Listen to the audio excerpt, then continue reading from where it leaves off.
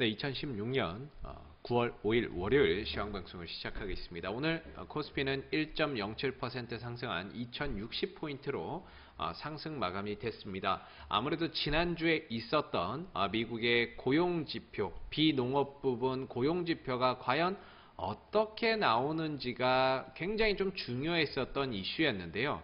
사실 예상치를 하회하게 되면서 9월 달에 금리 인상 가능성이 낮아지는 이런 효과를 나타내는 가운데 전반적으로 오늘 외국인들 기관들 쌍끌이 순매수가 이어지면서 코스피가 14개월 만에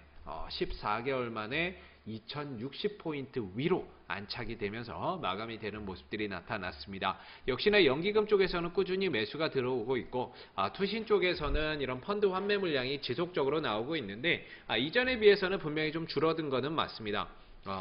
펀드 환매 물량이 이전에 비해서는 어느 정도 좀 나올 만큼 나오지 않았는가 그렇게 생각을 해볼 수 있는 상황이고요.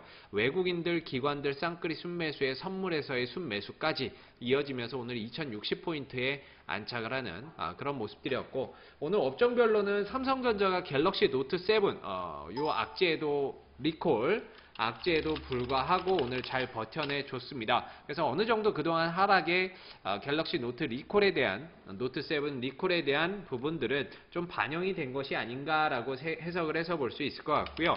여기에 이제 LG 디스플레이라든지 그동안에 좀 약세 흐름들을 나타냈었던 LG 디스플레이, 그 다음에 LG 이노텍들이 반등에 성공을 하게 되면서 오늘 시장의 상승을 조금 이끌어가는 그런 모습들이었고요.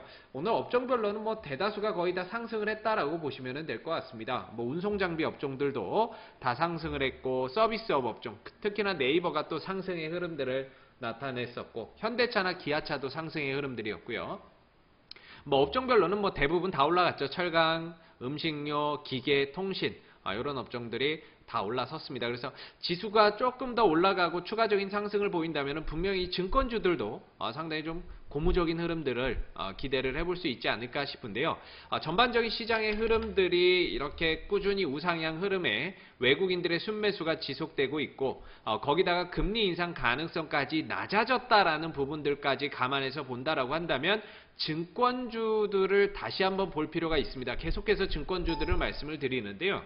지금 최근에 좀 조정이 나왔다라고 해서 증권주가 끝났다라고 보기보다는 전반적으로 그동안에 이끌고 갔던 삼성전자가 조금은 쉬어가는 이 구간에서 새로운 이제 현대차라든지 이런 종목들이 다시 올라오고 있거든요. 그래서 이번에는 현대차 중심으로 해서 운송장비 업종을 중심으로 해서 또 한 번 정도 시장을 끌고 가는 모습들이 나오고, 또 현대차나 기아차가 끌고 간 다음에 쉬어갈 때 또 쉬었던 삼성전자가 또 시장을 끌어올리고, 이런 식으로 업종별로 순환하면서 파동을 그리고 거기서 지수를 끌고 간다라고 한다면은 지수가 굉장히 견조하게 갈 수가 있겠죠. 그러면은 결국에는 시장이 좋아지고 거래가 많아지고 그랬을 때에는 이런 증권주들이 또다시 한 번 더 시장에서 이슈가 될 수 있다라는 점을 감안해서 봤을 때에는 증권주들에 대한 관심도 분명히 가져봐야 되는 구간이 아닌가라는 생각을 해봅니다. 그래서 시장이 좀 더 간다라고 한다면 증권주가 다시 올라설 수 있을 것 같고요.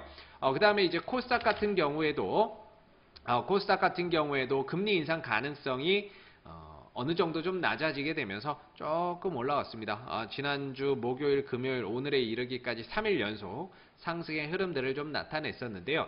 다만 이제 올라오기는 올라왔지만 이 수급 자체가 그렇게 썩 만족할 만한 모습은 아니에요. 오늘도 외국인들, 기관들 동반 순매도한 가운데 개인들만 매수를 했거든요.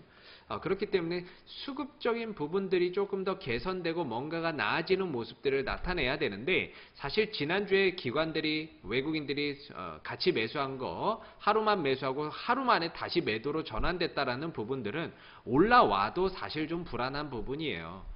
그만큼 지금 이 수급적인 부분에서 좀 개선이 돼야 되고, 그 다음에 신용잔고가 어느 정도는 좀 더 털려나가고 그래야 되는데, 그런 부분들 없이 지금 상승의 흐름들이 나오다 보니까 수급의 개선이나 또는 수급 개선이나 신용의 잔고가 좀 털려져 나가거나 이런 모습들이 좀 나와야 되는데, 이런 모습들은 하나도 없고 그냥 시장이 올라간다라는 거죠. 그래서 요거는 이제 올라가도 좀 불안하지 않나, 거의 기술적 반등으로 봐야 되지 않나 싶고요. 들어 넣더라도 한 번 정도 다시 눌렀다가 돌아갈 가능성이 있고, 아니면 한 번 정도 더 내려 꽂은 다음에 상승의 흐름들이 나타나는 모습들이 좀 나올 수 있거든요. 그래서 그런 부분들에 대한 것도 어느 정도 좀 염두는 해 두셔야 되고요. 다만 뭐 아직까지는 상승 기조가 조금 더 5일선을 타고 이어지고 있고, 그 다음에 이런 상황 속에서도 이런 정치 테마주들, 오늘은 우리들 휴브레인이나 이런 문재인 관련주들이 강세 흐름들을 나타냈습니다. 그 다음에 제일테크노스, 이런 종목들이 급등의 흐름들을 나타냈고요. AMP, 그 다음에 위노바, 이런 종목들, 문재인 관련주들이 오늘 급등의 흐름들을 나타냈습니다. 그래도 시장이 뭐 그렇게 썩 좋은 상황은 아니지만, 그래도 몇몇 이런 대선 테마주들이 시장에서 상승의 흐름들을 나타내다 보니까 그래도 그래도 솟아날 구멍은 좀 있지 않나. 시장의 분위기가 좋지 않고 수급이 좀 좋지는 않지만, 그래도 몇몇 개별주들이 움직이면서 파동의 흐름들이 나오는 이런 상황 속이라고 한다면, 그래도 매매해볼 만한 종목들은 충분히 있지 않나 싶기도 하고요. 그 다음에 오늘 뭐 재룡전기라든지 이런 종목들도 재룡전기 상한가에 안착을 하는 모습들이었고요. 그래서 대체적으로 이제 하반기로 가면 갈수록 이런 대선 테마주들이 계속해서 줄을 이뤄서 움직임이 나올 가능성이 높겠죠. 그래서 쉬어가고 있는 종목들, 안철수 관련 테마주들도 마찬가지고, 문재인 관련 테마주, 반기문 관련 테마주, 여타 이런 몇몇 대선 관련 테마주들은 지속적으로 시장에서 이슈가 되고 또다시 뭐 한 번 정도의 들어주는 반등의 흐름들이나 이런 것들이 좀 더 나타날 수 있을 겁니다. 그러다 보니까 지금 당장은 이런 대선 관련주들 중심으로 해서 짧게 매매를 하면서 대응을 좀 해야 될 것 같고요.